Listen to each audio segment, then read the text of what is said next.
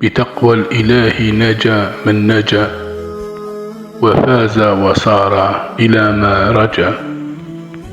ومن يتق الله يجعل له من أمره مخرجا، ويرزقه من حيث لا يحتسب،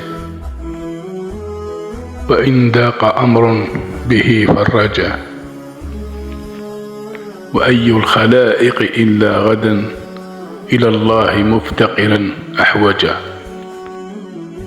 فبالله فيستغني عن خلقه، فلا نفعا من غيره مرتجى. ووجه بصدق إلى بابه، فلم يلفه مرتجى، فإليه التجئ وارتجي، لأنه هو المرتجى وهو الملتجى.